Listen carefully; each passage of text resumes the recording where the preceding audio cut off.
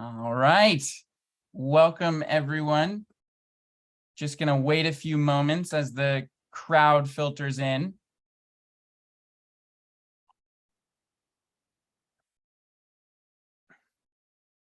Nice. A very, very impressive group coming together. Yeah, I'm not nervous enough, so I had to drink some more coffee. But I think registering was helpful for getting me in. Yes. To our attendees, we are deeply grateful for your patience. We had some last minute challenges, but we got here in the end. So without further ado, I'd say we should dive in. My name is John Foye with Working Trees. I am so grateful to have you all here. I think we may be setting the American record for the largest webinar on silvopasture, but I'm not sure. John may know better. But I'm just really glad to have you here that are here live, and also those that will listen in the future. Before we dive in, I do just want to start with some quick introductions. So John, why don't you kick us off? Sure. I'm John Fike. I'm the state forage extension specialist in Virginia.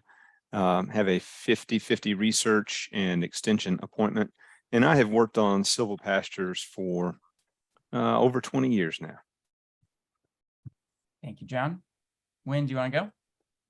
Sure. I'm Wynn Miller. I am both a family farmer in East Tennessee and also run a land management consulting firm. I have been working on silvopasture for less time than John Fike, but planting trees in cattle fields for most of my life. So happy to be able to talk to you all today. Amazing. Thank you, Wynn. And as I mentioned, my name is John Foye. I'm the co-founder and CEO of Working Trees. So we get producers paid for the carbon stored in trees incorporated into their pastures. So we'll talk more about what that means in practice. But at this point, I want to do the most important introduction, which is asking a few questions of those of you on the line.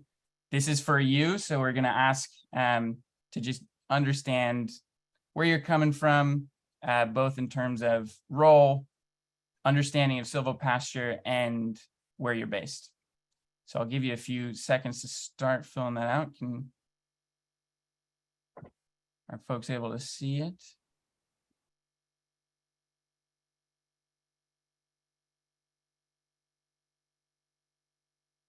Not sure.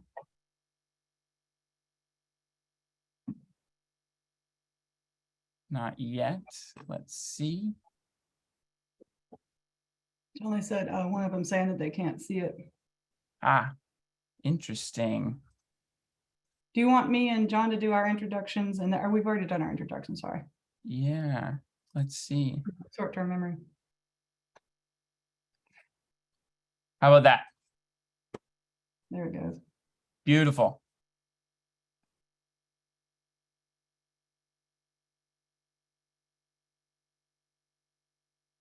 I'll give a few seconds. So again, how'd you describe yourself?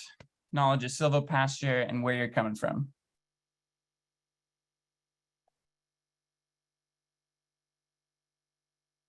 All right. Up above 50% responding, 60.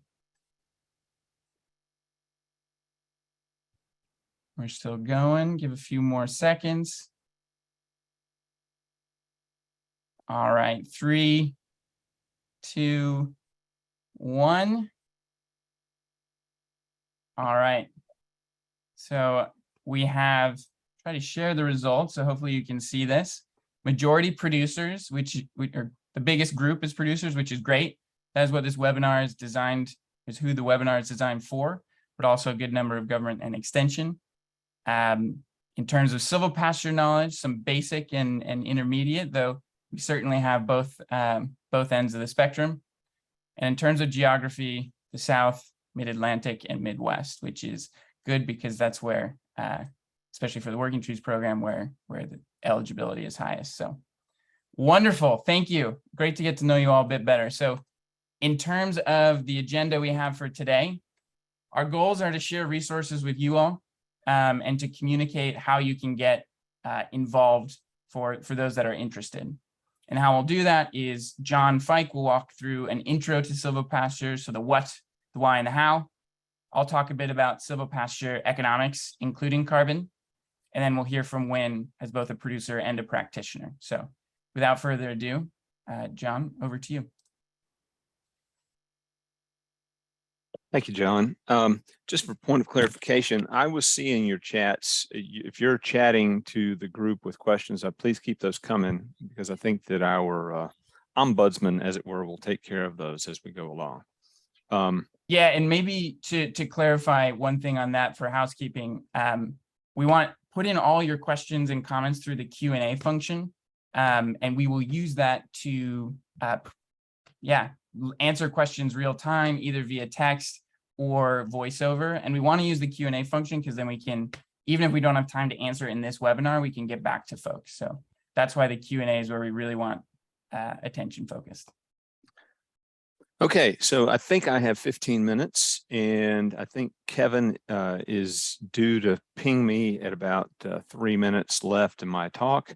I could spend a lot more time than that talking about silvopasture. So kind of the first question they often get is, well, what do you mean by that? So silvopasture is a mashup of silvo, which means trees, and pasture, which means pastures.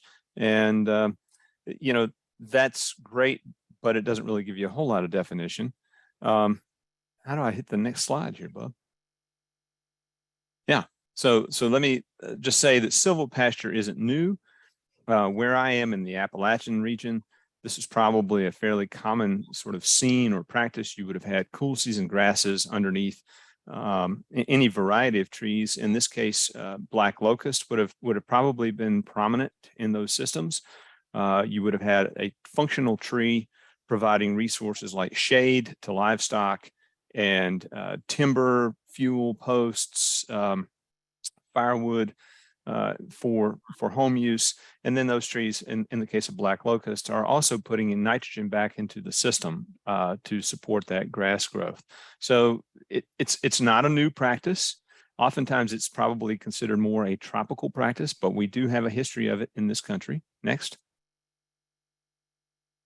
It's not turning animals loose in the woods, and that's too often, I think, is people's impressions of the practice. And I like to say that livestock are terrible land managers, but they are great land management tools. If we turn animals loose in the woods and say, you be the land manager, this is maybe what we'll end up with, and that's not what silvopasture is. Next slide. And it's also not just a single tree out in the middle of a field somewhere that all the livestock try to crowd around. So we have to be very explicit about that. Silvopastures are intentionally managed. We're trying to integrate different systems. We're trying to capture the beneficial interactions that might be possible within those systems among the different components. Next slide. So if we're looking at silvopasture, I would like to say, another way to define it is opportunity. It has the potential to be a sustainable practice that is allowing us to up our game in terms of management. And if you look at the research, most of the data would indicate that silvopasture systems are more productive than just a monocultural pasture system, and because you've got more products and services, I would add, but more products coming off of that landscape than just something that's a single output like livestock, whether that's sheep or cattle or something else. Next slide. So the whole question is about, well, why would I really do this? And so, these are kind of plus minus equal signs from the literature. You may see some reductions in forage production. You may see benefits to forage production. We've seen some of that. I'll show you some data in a little bit. Nutritional value can be affected by silvopasture management. Animal welfare is probably one of the biggest reasons that I've seen producers show interest in these systems.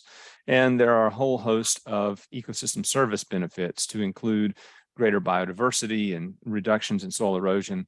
And others are looking at this as a kind of a different way of doing things. They want a different business model than what they grew up with on the farm. Or it may be a functional way to transfer wealth to the next generation. And there is that little point on the conversation today, which is the opportunity to secure carbon credits. Next slide, please. So animal welfare is probably the driver for most producers. Heat stress is a huge economic burden to livestock systems across the country. There's estimates of $2.4 billion per year to the industry. And so silvopasture has the potential to reduce heat stress, to improve animal well-being, and increase overall land output. Next. So these are really old data, McDaniel and Rourke from 1956. And what they show is that cows that had natural shade gained more than those animals that had no shade. These data are from Arkansas, I believe. And calves had additional gain over over animals or their peer calves that had no shade as well. So benefits to the system in terms of animal health and well-being. Next slide, please. And I thought, probably since that data set's pretty old, we could show you some of the work that's been done at Virginia Tech over the course of the past, say, 20 years or so. Most of the data that I will show come from our research site at Kentland Farm, which is here near Blacksburg. And that site has two different silvopastures, a honey locust silvopasture, a black walnut silvopasture, and the open pasture. And throughout the presentation, open will be represented by green, black walnut by black, and honey locust by yellow. And I would note that this picture is looking from the top of the system down into the bottom there in a black walnut system. Most of our research has been done with Katahdin sheep, and that's largely because of the size of the facility that we have. Next slide, please. So before I get into that, I want to talk a little bit about forage yield. So this is not from that site. This is some other research that we did. It's not from that site, but it looks at forage response to shade because, most of the producers that you talk to, when you start talking about putting trees in pastures, their response is, well, I've been fighting those things for my whole life. My grandpa cut all the trees down here. We've continued to battle that. So there's a lot of questions about putting trees back and how trees are going to affect forage yield. And these are data from a couple of years of study where we were looking at several different species and monoculture mixtures underneath different levels of shade in a system that was a very good mimic for silvopasture. And what you'll notice, I've got these the years that are kind of marked with X's, so 2015 and 2016, that shows you the cumulative yield those 2 years. And what you'll notice is that forage yield really doesn't start to decline until you get out to around 30% shade or even a little further. And in fact, in many cases, 30% shade would give you an increase in forage production. It was an increase in forage production that one of my students found very early on that intrigued me about these systems, and it's what has kept me going with that work. Now, that doesn't always stay that way, right? The trees are going to grow, the shade level is going to increase, and so there is a management feature here that has to be addressed. Next slide, please. So I don't know what happened to all the slides in between there, John. But I had several slides that showed production benefits that we have seen. Yep. Nope, it was before that one. There we go. Go to 13. Lucky number 13. That's what it was. So we have conducted a number of grazing studies, typically in the summer. And this first slide shows some data on forage yield and animal gain. So as I've noted, forage yield is not affected in every case. In some cases, it will be reduced. So if you look at 2014, 15, and 16, we had probably 30% less forage production in the black walnut system compared to honey locust and open. Note, though, in 2016, we actually got a little bit of boost in the black walnut system. That's the yellow bar. It says A versus B for the open pasture and C for the black walnut. You can see that there's an increase in forage production in that system. So that's a good thing. Now, if we looked at average daily gain across those 3 years, what happened was we had to have slightly lower stocking rates because on the black walnut system, because we didn't have as much forage. We were trying to match the animals to the forage availability. What you'll notice is average daily gain over those 3 years is not, well, it's not different in 2014. It's not different in 2015. In 2016, however, lower stocking rate, the animals have more option to select, and they had higher animal gain. So when we look at the total gain, so that's stocking rate times the rate of gain over that grazing period, what we see is that there's really very little difference among those systems in terms of total gain. And if we were able to have more animal numbers, we'd probably say we could probably tease out a difference, and we'd say the open and the walnut systems weren't different. The honey locust was actually a little bit better. Next slide, please. So people ask, well, how's that? You got less forage, you get similar production. Doesn't make any sense. So let's look at what's happening with these animals. If we look at grazing behaviors, you see that during the middle of the day, those animals that are out in the open are not lying down as much. That's the green dot, first line, lying down. They are spending more time loafing or standing up. And you can see an image of that just to the right in the red circle there. All those animals will just huddle up and they'll put their heads under each other. And there's not much difference in grazing behavior at that point. In the evening, those animals that are on the silvopasture systems spend a little bit more time lying. They all are loafing about the same. And they also have more opportunities for grazing. So what you see in the bottom slide, or bottom image there, the ewes are in a black walnut silvopasture, and they're taking advantage of that shade. And as the shade moves through the day, they get up and follow it. So that translates into a physiological response. If you look at the graphs, you see that from about 10 in the morning until about 8 o'clock in the evening, those animals that are in the open have higher body temperatures. We measure these with a logger that we can insert in the vagina. So these are intravaginal temperatures. And you can see that they're hotter for the bulk of the day. And then that translates into much higher stress as measured by cortisol level. So we've seen upwards of 75 to 100% greater cortisol level for those animals that are on open pasture. Next slide, please. So I also want to just touch briefly on fescue toxicosis and shade. This is a real issue if you're in the fescue belt. And a study that was done at Missouri shows that if you have animals that are on infected fescue and you provide them with shade, you can get much higher calving percentage, and you can get much higher weaning weight than those animals that are on infected fescue. I don't want to spend a lot of time talking about infected fescue. We can take that toxin away by changing the endophyte. And, again, that's maybe a little more complicated, but the point here is that if I turn my fescue non-toxic, adding shade is about as good a value. Actually, it's greater value in terms of percent calving. So if you look at the infected fescue with shade versus the non-toxic fescue without shade, you can see that the calving rate is actually higher for those animals that are on toxic fescue and have shade. Why? Because the shade gives them the opportunity to ameliorate or protect themselves against heat events and hot temperatures. And if they're on non-toxic fescue and we add shade, the performance to that system is even better. Next slide, please. So take-home messages.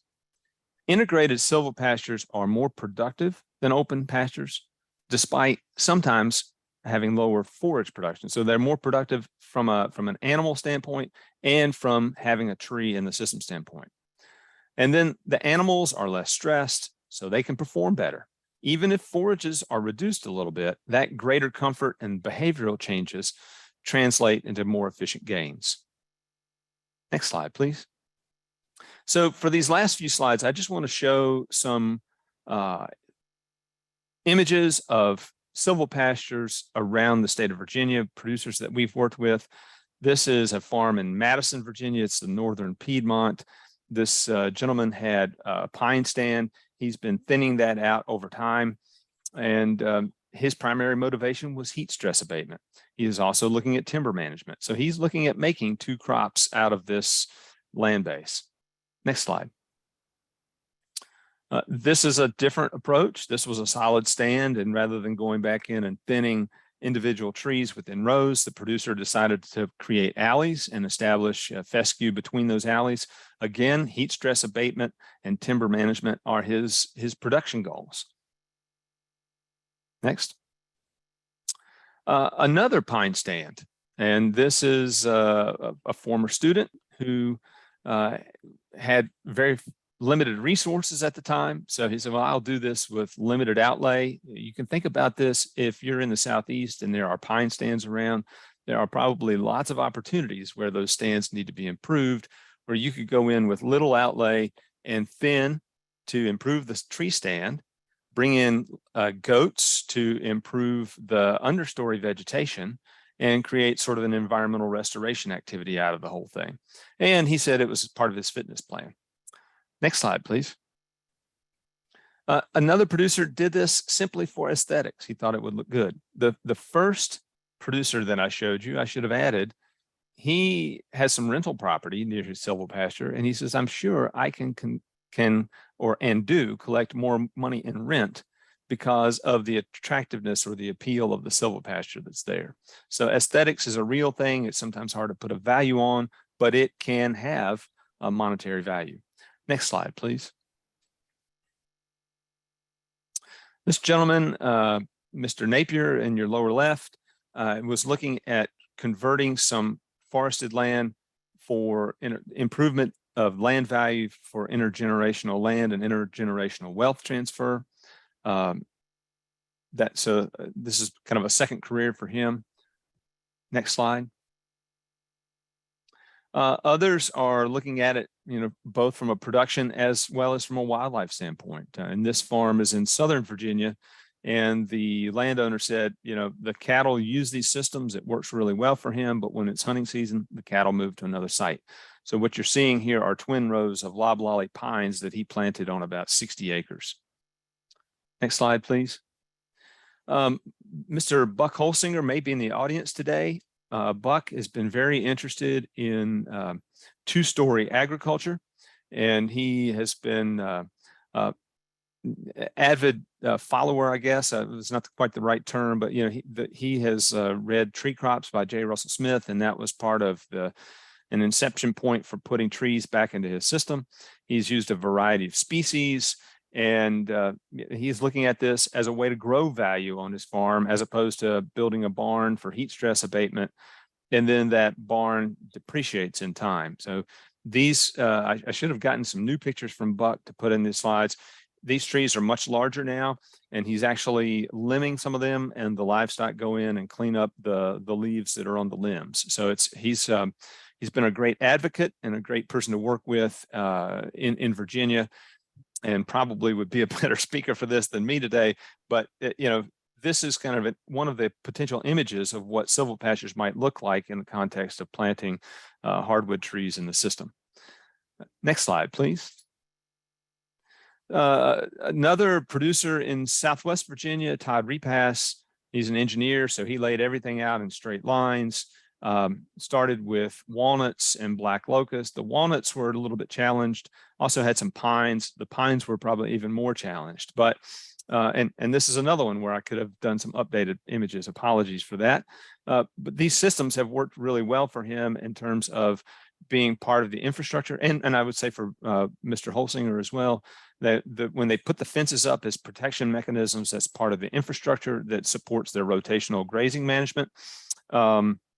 And now at this point on Todd's farm, at least, the fences aren't there anymore. So he can change and has changed that layout because the trees are big enough to tolerate the animals around them. Question comes up about how much land do you have to lose to get these systems in place? And that really depends on your strategy for managing the establishment. Next slide, please. Dana Beagle. in Southwest Virginia. Dana was very interested in increasing species diversity on her farm, as well as product diversity. They have a multitude of business operations, from mushrooms to a small dining service, that sort of thing. And they were looking for opportunities to get other tree and wood products into that system to grow mushrooms and that sort of thing. She also wanted wetland protection and the community engagement aspect. So she had FFA folks come out and help her get these trees established. Next slide, please. So there are a host of reasons why people would do this: diverse people, diverse resources, diverse motivations. Animal welfare is often at the top of the list. For people who have existing timber stands, timber management is a key issue. Diversity on farm is of growing importance as people become more aware of the value of diversity. The desire to grow value and to use that asset in the land transfer. And aesthetics and marketing. Buck says people get it when they come to get beef from his place. They see that his cattle, this is another image from Buck's farm, they see that his cattle are comfortable. They see that he's trying to create an environment that is diverse and abundant and, has that kind of two-story agriculture feature. Next slide, please. So there are a number of different ways to protect trees, and that may come up more in conversation. I don't want to take too much of my or more than my time here today, but a lot of people are doing it with polywire. In some cases, you may have a very palatable tree. The honey locust trees that we have are very palatable, and so they needed extra exclusion caging, but it may be something as simple as some corrugated piping. And I would say tube technology has come a ways since these trees were established. This picture was from the early 2000s. Those trees were established in 1995. So next slide, please. So I've already hit this point. Palatable trees need protection. There are some cases where you might plant something like pine and you're just not really worried about animal damage because you could plant enough of them.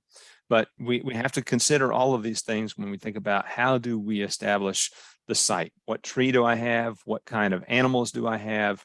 Do I have wildlife pressure? Can I, instead of worrying about protecting trees, could I hay the site until those trees are big enough?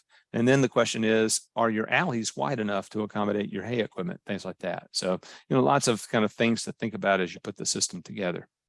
Next slide, please. So I like this quote from Gene Garrett, in which he said that silvopasture requires shifting our thinking in both spatial and temporal domains and demands skills in managing complexity rather than reducing complexity.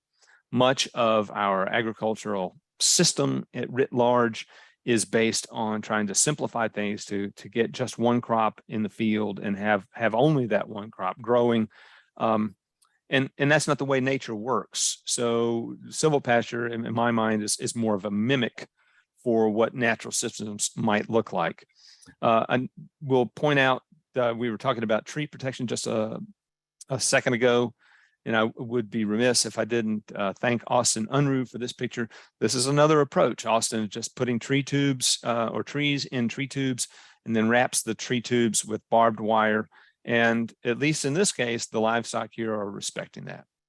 So I think I will stop there. And John, turn it back over to you. Well, I think we may have just one live question for you. And okay. I'd say, Kevin, do you want to ask it or do you want me to? Sure. So we've had numerous questions about tree species selection, from why honey locust and trying to get rid of it, to wondering about choice of tree species. Should they be native species or introduced? And, what types of trees do you recommend? Are some easier to manage or faster growing? So if you could just talk a little bit about your philosophy for tree species selection, I think that would hit upon all of them. Do what works for you in your environment. Consider markets, but maybe don't worry about markets too much. Don't plant anything invasive. I haven't thought about a 20-second response for that or the sound bite answer, But I think, different people have different approaches. They have different end goals. Some people might look at planting trees and think about long-term, they want forestry as that land use, but they're going to use livestock in the meantime to generate some annual income. And in that case, they might plant higher density, say pine trees or something like that, and they wouldn't worry so much about mortality on you go. But, they wouldn't plant a Norway spruce where a loblolly pine tree would be a better choice, right? In the same way, somebody might have the idea that they can grow fruit or nut crops, and they're going to have to manage the livestock appropriately for the health concerns that might be associated with that. But that's very doable. But a fruit tree system where the trees are probably going to be a lot smaller, but may take more intensive management, and you may need more per acre, just kind of depending on what kind of level of fruit production you desire. That's going to look different than that pine stand. Some people are planting oaks now. I have talked to a guy in Georgia not too long ago who said, he's planted oaks. He doesn't expect to harvest them, but he is aware of the pressure on the market. Oak prices are good. Timber oak is worth more than black walnut where he is now by, a factor of 2 point something. So if you plant oaks, then you might be challenged with the level of shade that they create. So you plant fewer of them. Walnut, black locust, honey locust, those trees are good summertime trees. Pecans are another example. Hickory is another example, very, very slow growing, unfortunately. But those trees that are what I would call summertime trees in our environment or further north work well because the spring flush of grass growth is not reduced by shade from those trees, right? They don't have any leaves at that time. And then they start to leaf out in, say, May. And then that provides actually can provide some respite to the understory forage crop during the hot, dry summer months. I don't want to be prescriptive to anybody. Well, you should go plant tree species X at this number of trees per acre, and that's just the way it is, because everybody's situation is different, and we have to accommodate that. Amazing. Thank you, John. And I do just want to say, keep the questions coming. We won't be able to answer all of them live, but we will follow up with answers to everyone. So if you put them in the Q&A, we won't lose them. So thank you, John. Next section is for me. As I said, I run Working Trees. We get producers paid for the carbon stored in silvopasture systems.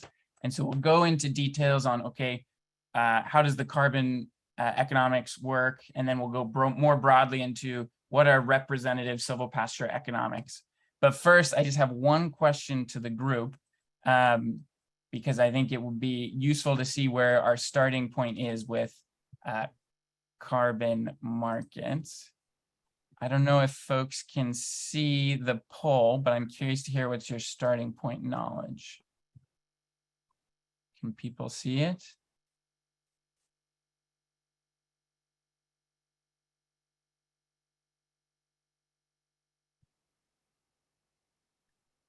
Can see, but not select.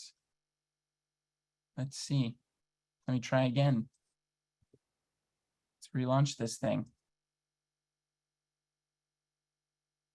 I see it. Beautiful.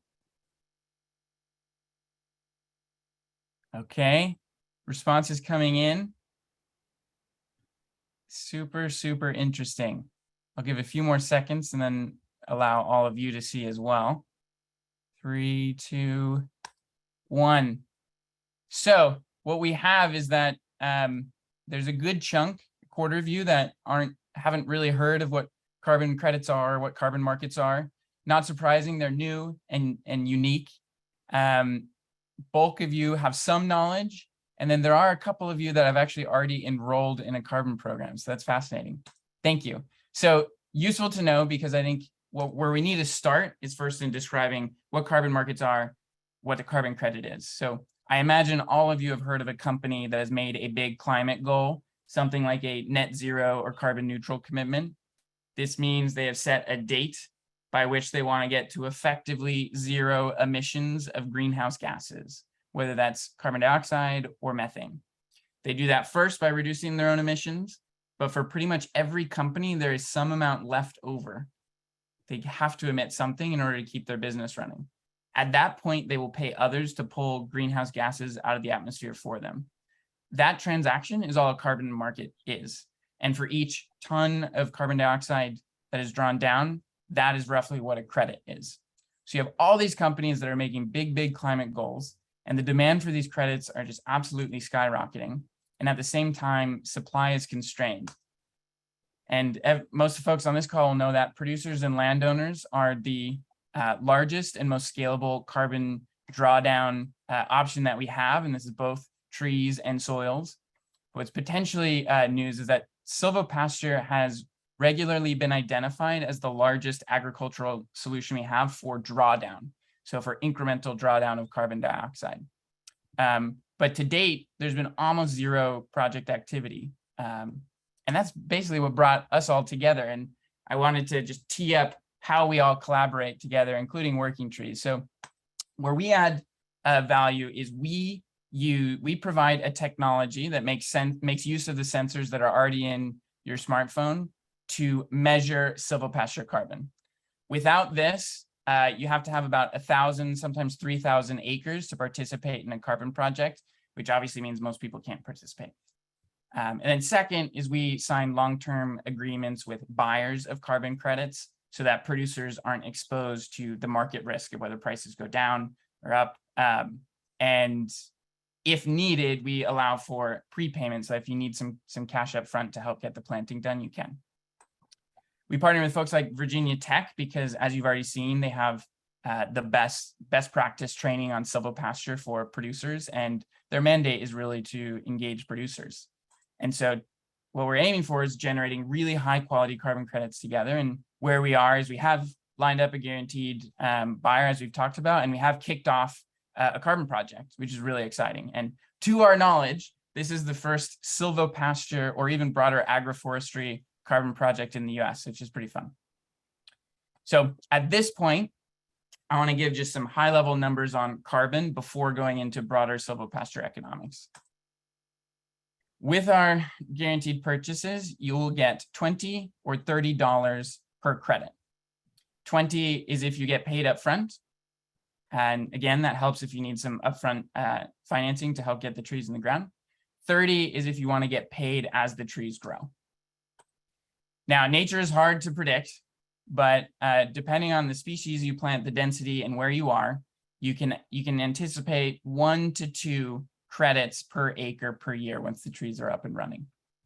And so what that means in terms of revenue is $15 to $45 per acre per year after other costs associated with the carbon market, including revenue share for working trees, as we are a business. So as I mentioned, for those that need it, we do have the ability for upfront payment from financing. It varies, but can run up to $500 per acre. So at this point, I want to dive into broader silvopasture economics and see how carbon fits into that. In terms of costs, it will run you $500 to $1,500 per acre to establish a silvopasture system. This is a wide range for a bunch of reasons.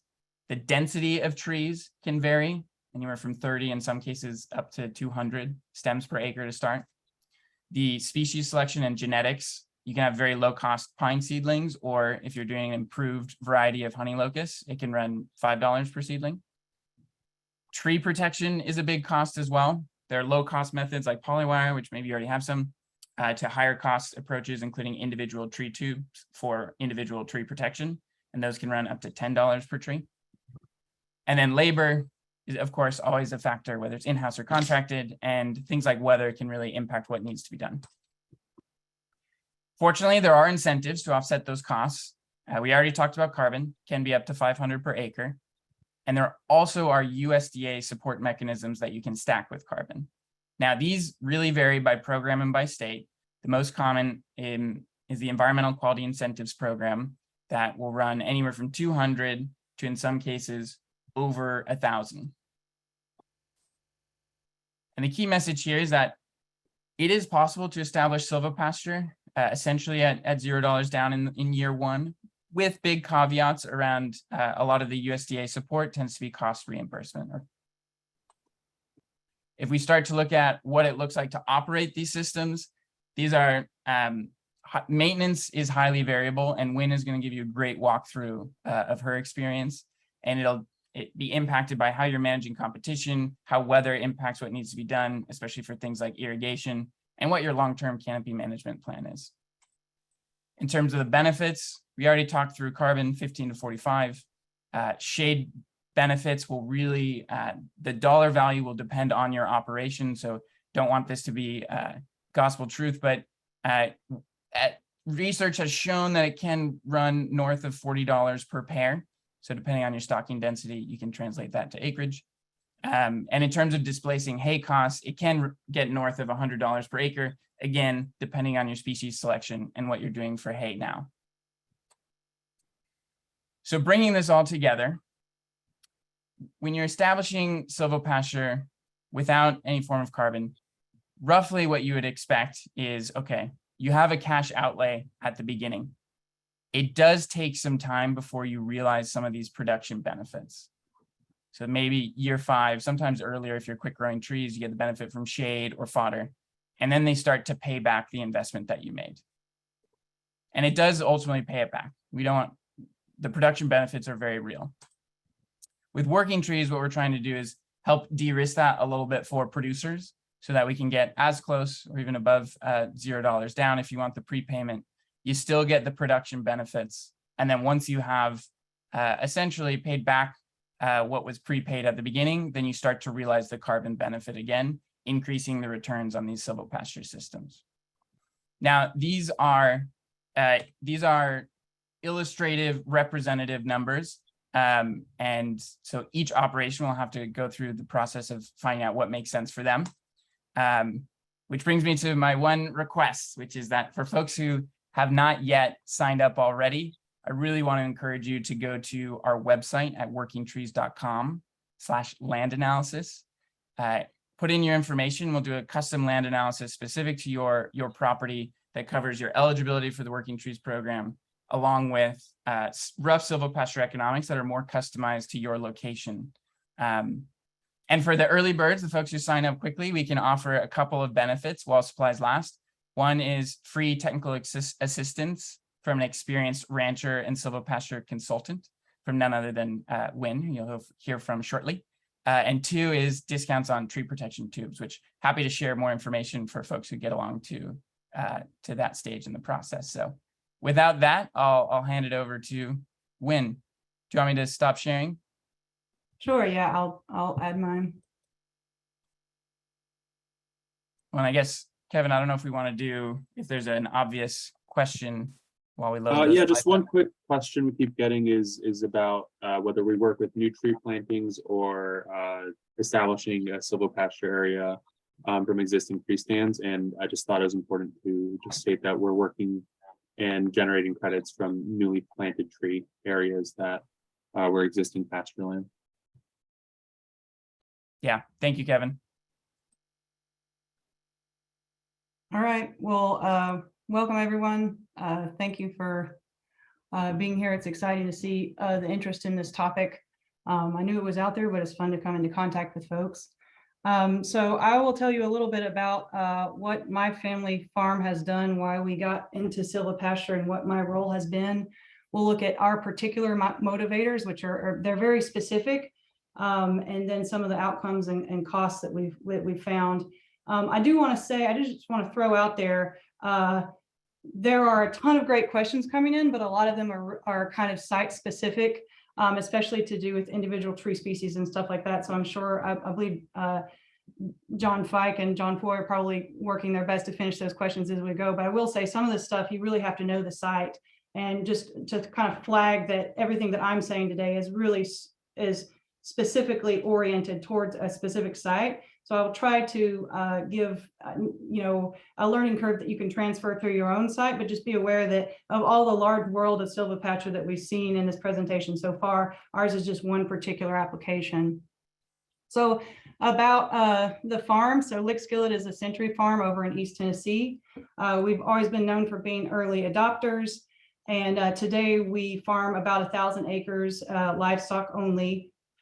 This slide kind of gives an idea of our scale. We're in the middle of an intergenerational transfer, and we're pursuing a multiple enterprise owner, which is basically kind of similar to Seven Sons, if you're familiar with their model. So here is how I came into it. I'm set to inherit a cattle farm, and I'm an environmentalist. So what do? I don't really want to start growing kale or something like that. I really love the farm. I love what we have here. I love the complexity of the relationship between the land and animals. So my goal is kind of re-envision our operations so that we can be a net positive benefit to the climate crisis. So this led me to get into environmental contracting. And my background is in environmental science and water resources also. So that kind of is how I brought my skills to bear. So at Skillet Farm, the work that I do, I consider it a resilience program. And so I focus on an economic and environmental resilience because luckily the way that we farm, the Venn diagram of those two things is almost a perfect circle. So I say about 90% of our decisions, what's best for the land is also what's best for our pocket. So we know that if you see down here, our ground, if we build into our ground and get better soil, better plants, we get more piglets, we get more tenderloin, and my brother gets more of these. And I'm not talking about the tractor. So why specifically silvopasture? How does it come into play? How does it meet our resilience objectives? Well, John Fike discussed a lot of different potential benefits of silvopasture. But I would say if you're considering it, throw that long list out and figure out what your one critical reason is. Now, there may be significant secondary reasons, but the thing that's going to get you up and willing to get excited about this and put the time and energy into it to make it happen, there's usually going to be one critical thing. And for us, that's heat and drought issues. In particular, since 2016-17, we had to cull our herd, and we're also buying a lot of hay at a premium price. And then in more recent years, we've had heat losses in our hog and chicken operations. So this has become a central issue for us. I'll talk a little bit about how I see silvopasture adding resilience on this specific site. So I think that a savanna system just overall is more robust than this kind of lawn and woods dichotomy, which is what we've had historically. Our land, we know, is our biggest investment. And so we really need to leverage it as much as we can. We've got about 150 acres of unmanaged woodlot that's not really grazed. It's mostly just, kind of secondary hardwoods and a bush honeysuckle growing underneath it. And then we've got about 750 acres of unshaded pasture that we could increase our productivity on both those areas. So speaking about the hot weather resilience, I like to differentiate between one is the drought resilience, which is your forage production, and how can trees benefit that? And there were a lot of good questions on trees and different nutritional aspects of the herbaceous vegetation growing underneath those trees. Rather than get into it myself, I'll let you guys read through the answers that John Fike put on there. He knows way more about forage than I ever will. And then there's heat tolerance, which is the performance of the animal. So they're kind of two different sides of that. For kind of this hot weather stuff, these tree roots, we know that they can benefit herbaceous plants. They can also compete, but there's great research out there showing that they can also benefit them. Anecdotally, we certainly see as much cooperation as competition. The shade, just getting that shade distributed throughout the field, it benefits the animals and their performance, but it also benefits the field. It allows, instead of having one tree that they've trampled down and nothing will grow, you can spread that out and that shade moves throughout the day, and you're going to get ground cover underneath it. And then potentially alternative forage or fodder, although we are still in an R&D phase on that. So there's other folks who know a lot more about grazing woody species to help out their annual nutritional needs. And that would be, if we're, coppicing trees or something like that. So we've got some things on the back burner, but hopefully in a few years, we'll have more useful information on that. The ecology, the structure and the landscape is better for a savanna system than what we have historically. And this is important to us because we have, well, we'd all just, we believe that a stronger ecology is going to benefit our farm overall, but then also being able to get buy-in from our producers. For instance, our herdsman loves to hunt fox squirrels with his son, and that's one of, this Savannah system is just great for the fox squirrels. We can also look at income diversification, and our future projects, we do plan to look into timber, but that takes an extra level of education that I don't have yet.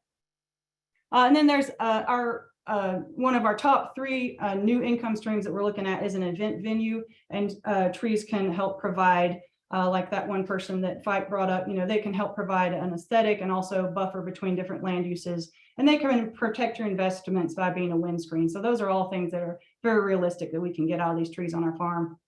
So why isn't everybody doing it if it's so great? So there's various barriers, and some of them have been brought up. I'll just take a look at what some of our barriers were.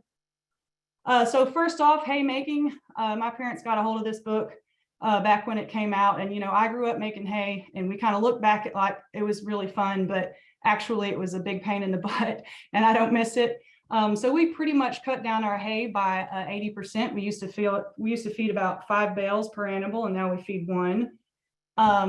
We have one area where we've got a stocking rate of about 1 animal unit per 3 acres. This is up here on the top right. You can see we stockpiled there, and we don't feed any hay there at all. Where we do feed hay elsewhere on the farm, we unroll it and we buy it. And we spend about $20,000 on hay right now each year. And that comes out to, for each steer that we sell, that comes out to about $100 worth of hay that we invested. And we're selling that retail for about $3K. So that's about 3% of that sale cost of that steer is being accounted for with hay. So we're pretty proud of that. So definitely, if you think you have to rely on hay, you need to talk to other folks if you don't want to be doing it. If you like making hay, fine. If you don't like it, if you're in Virginia, you've got the Grace 300, which Fike is a part of.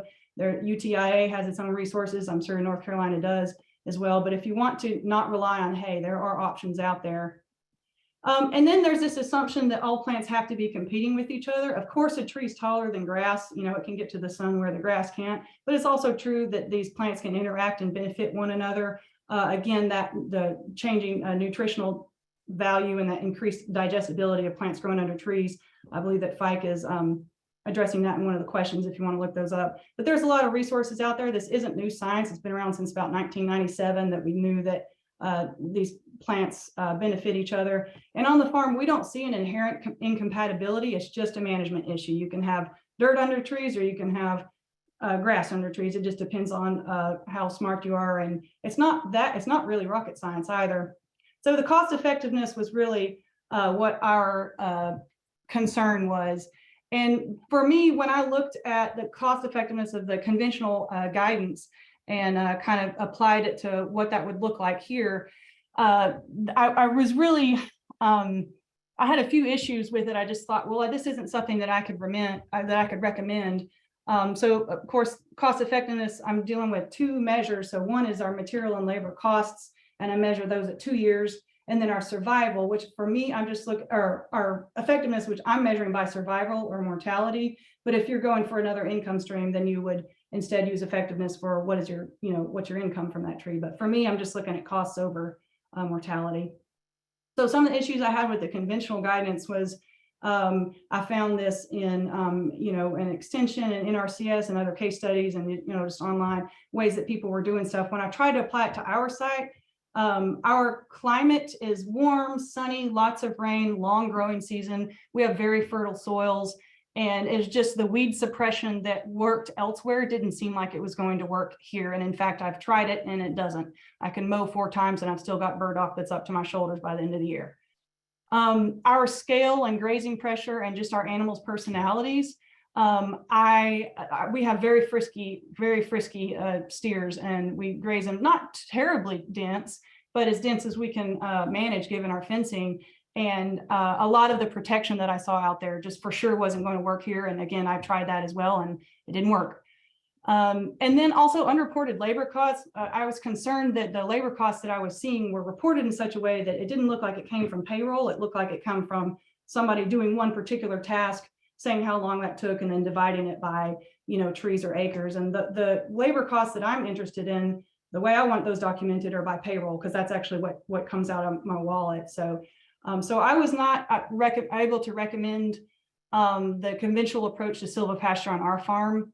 So my goal became, how can we improve each part of this? And there's a million different little tweaks that I tried to make, and some didn't work and some did. Overall, in the past few years, we planted around 400 trees. The mortality was high initially because we were trying to figure out how to protect them from our cattle. We had screening, visual and wind screening trees. We had shade and wildlife trees. And we've gotten our numbers where we like it. And I anticipate doing about 1,200 trees over the next few years. We'll get into timber and alternative forage projects, I hope. And then I'm also on the side working on what I call a guided natural regeneration approach, which is trying to figure out how we can kind of allow the trees to grow on their own and see if we could decrease costs even further. I won't get into that today. I do have a SARE research grant right now that I should have some preliminary results by next year. You can look it up there with that link. I won't get into too much issues, but it's about improving cost efficacy again. And then we have a lot of other weird little experiments here and there that are unfunded. And if anyone's interested in those, you can give me a call. So what we've learned so far, there's a lot in these, but for sake of time, I'm just going to go through these pretty quick. My main takeaway with site prep is that just cool season grasses and baby trees just don't really seem to get along. That's not, annual ryegrass seems to have less of a problem than fescue. Johnson grass can be problematic even though it's warm season. So this is all just like a lot of the questions that y'all asked. There's so much detail. You have to get into so much detail to really be able to stand behind an answer that all I can do is kind of generalize. But in general, just going into our cool season matrix, our standard cool season matrix around here and planting a tree, they just don't seem to be happy. So getting rid, or at least partially getting rid of those cool seasons and putting back something that, even if it is cool season, maybe it's something like orchard grass, which gets along better. Here on the right, you can see this is a kind of a sketch of a mix that we're going to be using this fall that includes both annuals and some perennials that I think will get along well with the trees. But it's absolutely, you don't have to have it mowed and looking like a lawn. Something like this wild aster is totally compatible with growing a tree, in my opinion.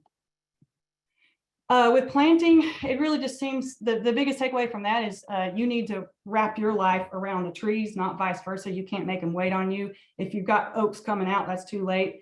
So just the timing really seems critical there, and how you're handling them after they've dug and everything. As far as planting, really just treating your planting like an assembly line, being very orderly about it is the way that I have managed to decrease my labor costs. And also the better that you can train your crew, the quicker and the more accurate they'll be, the less mistakes. As far as mulching, we don't use any proprietary product. We use waste products, which is cardboard and wood chips. And now protection is real. I have a long experience, interesting relationship with tree protectors. So I've tried pretty much everything on the market. The problem is you need to keep the cattle off, and our cattle are absolutely nuts. They think all of this is just a toy. But as soon as you keep the cattle off, then you've got an issue of weeds. So you really want to have as little tree protection, but as effective tree protection as possible. And like Fike showed in his presentation, this type of tube, which thanks to Trees for Grazers, who I believe is watching today, he turned me on to this product, and it is absolutely beyond compare. I'm not getting paid to say that, but they are really excellent. They don't just protect the tree, but they also get it to grow just the way that you want it.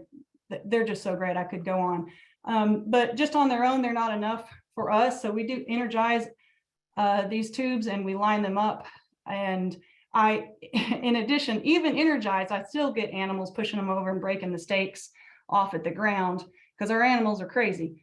But they're just very energetic and curious. And so we actually have a training process where I train them on the tubes, and we use a blood soap solution just to kind of guide their behavior and their memory, so that when they're coming back after 3 or 4 years of being, or 3 or 4 months of being away from these tubes, so that they can kind of remember what's going on and remember to stay off of these. As far as the layout, I would say the biggest tip I can give you there is if you are energizing, you want everything to be hooked up with one charger at the road where your herdsman can stop by, check on the fence, test the fence very easily without having to spend a lot of time getting out there to each individual grouping. And then on maintenance, I could talk for a long time, probably getting a lot of arguments about maintenance, but the way I think of maintenance is I'm just going back to cost effectiveness. If you're not decreasing your mortality, then why are you spending the extra labor costs? In a lot of cases, the tree can fend for itself. In a lot of cases, it can't. But what you should aim to do is set up your project so that the tree can fend for itself. So get good protection, get good site prep. And in general, those trees are going to be, not completely self-sustaining, but you shouldn't have to be mowing around them. I just think the idea of having to mow around trees is nuts. It's like we're, landscapers instead of farmers, and it's just going to kill that cost effectiveness.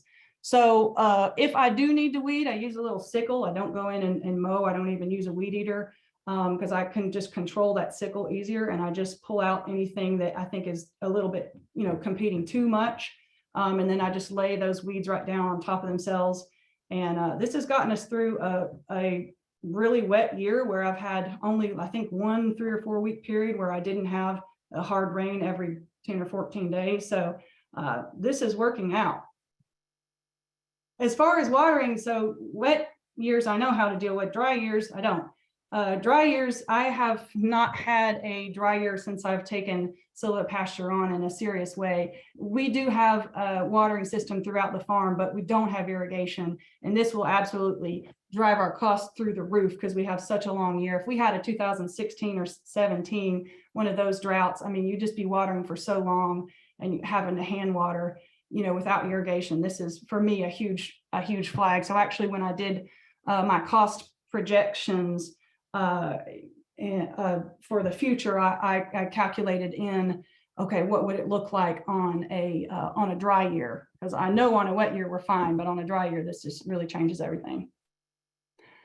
So roughly, when I looked at the conventional, so the improved costs over there on the right, you just get a general idea of these reductions between what I saw as what I was kind of conventionally seeing as approach to my approach that I kind of have whittled down and I think is fairly sustainable and replicable.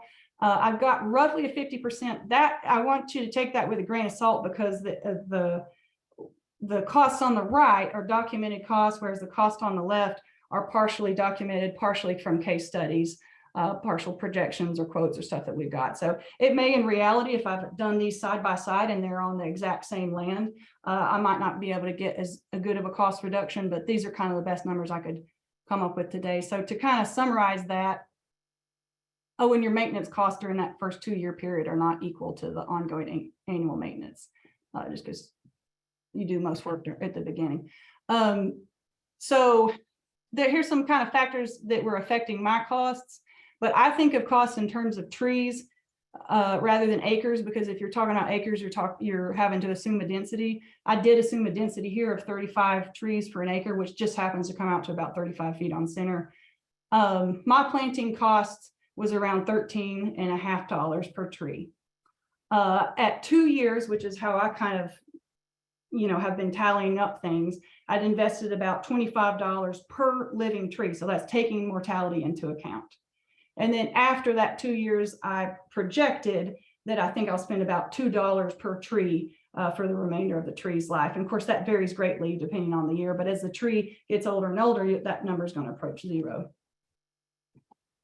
And then cost share from carbon credits, I could get about $3.25 to cover that planting cost. And then equip, that one I should have put a star by because the equip that I got was actually for a different design. But when I tried to translate it over here to give you all a useful number, what I think it would have covered for what I have done is about $9 per tree. So my out-of-pocket cost at planting were closer to $1.25 per tree. There's certainly a margin of error in here, but this is giving you, I think, a general idea of what we did. And then my out-of-pocket cost at 2 years would have been about $13. I didn't include fuel. I usually like to apply about 95 cents per labor hour of fuel. That's just going to be specific to you and your operations. And I didn't include all the upfront technical training. So that can be a lot, just learning how to do this stuff. Some considerations for others. So if you're a producer that's thinking about doing this, again, I would think back to what's your critical motivator. Focus on that and don't let all the other things be a distraction. And then what are your critical barriers? And no judgment at all, but are they rational? If you think you have to be doing hay, maybe you don't have to be doing hay. If you like to do hay, no problem, keep doing it. But just to think through, those are the two things I kind of think through if you're considering this.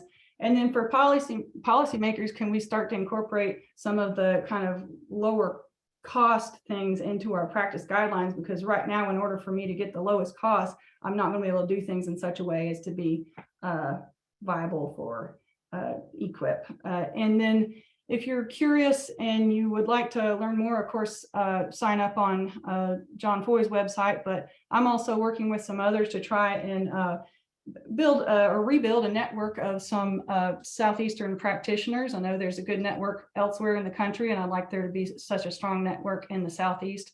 So if you'd like to stay in touch, feel free to email me at that email there, and I'll finish up now.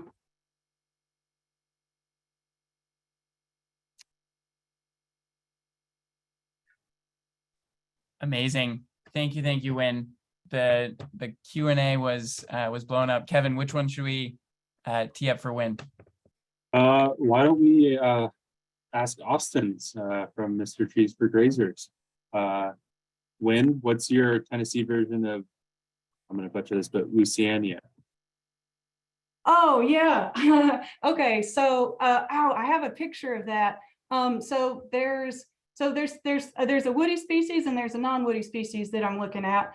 One is called Sesbania. It's a legume, and the other one is what's lead plant? What's that? Does anybody remember that? It's got purple flowers.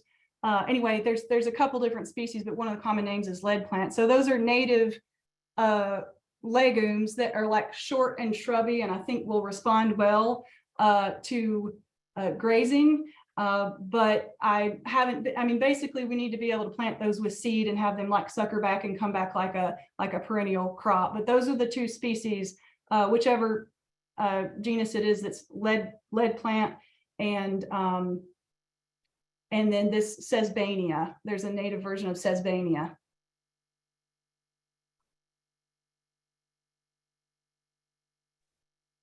Wonderful. Sorry, anything else? Kevin, any more? Should we say our closing words? Yeah, I mean, there was a question really early on about a water competition between grass and trees that I thought, you know, Wynn and Mr. John Fike could speak to a little bit as well. And beyond that, I think the slides will be shared. That's the other thing. Or well, the presentation will be shared. I'm not sure if the slides will be shared, but presentation will definitely be shared. I can certainly address that last question, and I saw one come up in the chat too that I can briefly get to. Although I will say Fike is definitely way more knowledgeable. He's way more suited to answer that first question than me, but we've actually discussed it recently. And if you've got pines, especially pine, you know, shallow rooted trees, those can pull moisture during a drought out of your herbaceous plants. But if you've got deeper rooted trees, they can actually benefit the other plants. And we see benefit to our herbaceous species. So that's grasses and forbs that are growing near the tree. Not so much that they're like staying put under drought, because to be honest, right now, we don't have any huge mature trees that don't have dirt under them, because all of our huge mature trees are trampled under, right? So we wouldn't be able to see that right now. But what we do see is trees that are kind of middle maturity trees. The grass around them will just be better. It will just be greener. Will just be healthier, will be taller, will grow faster. And I think it's the microclimate that tree is creating. So we definitely here on the farm see a benefit. And then I think if you went in and you tested the nutrition values on those, you'd find the higher digestibility underneath that canopy. The other thing I wanted to address is someone put in here, talk a bit about how you trained your cattle to stay off the trees. So I could talk a lot about that. The trouble is talking a little bit about it because our cattle, I've literally seen one steer take those metal arbor shields. It's a 10 gauge wire that's cut at an angle just to keep cattle off. I've literally seen a steer spend 25 minutes dismantling, pulling it apart, and then eating the aluminum tree tag from the middle of it. So it's been a really long process to get to where we are. And basically the combination of an energized polywire and the planter tubes is the only thing that works for us right now, period. And in order to help them remember that experience, I use visual and then the smell cues. So this flagging and also just the tubes themselves, the white tubes themselves are very visually apparent. And then that blood soap solution I paint on when they're just getting coming into the trees for the first time. So the farm is really big, so the cattle are only going to be there so often.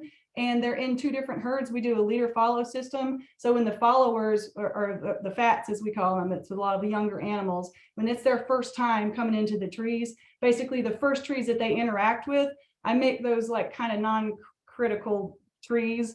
They're just ones that are basically there for them to get trained on. And I keep them real hot. So I've got a short line of fence and that voltage is like 6,000 or 7,000 volts. And so as soon as they go up and touch them, because they look interesting, they smell them, they touch them, they lick them, they look at the flag, and they get hit right then. And then for the remainder of the field, they remember, oh yeah, we remember that. And then each time that they come back, they're coming into that training area for the first time, because it could have been 3 months before they've been there. So it kind of reminds them. So that's that's just an animal behavior thing. Wonderful. Well, I think we're coming up to time, and gosh, I'm just so appreciative of my co-hosts, the rest of the Working Trees team, and definitely our attendees for joining. So we will send out the recording. You'll have access to the actual materials we went through, and all our contact information is there. And I won't speak for the other panelists, but if you have any questions, just please send an email and we can talk through things. And as a final reminder for anyone who hasn't already, please do go to the Working Trees website, workingtrees.com, and submit your information. We'll do a free land use analysis, and people who move quickly get the added benefits that we talked about earlier, free consult and discounted tree tubes. So Wynn, John, any other closing words from you? No, just great to be able to be here, and thankful for all the participation, and wish everybody well in their silvopasture adventures. Thank you. Great job, Wynn. Thank you.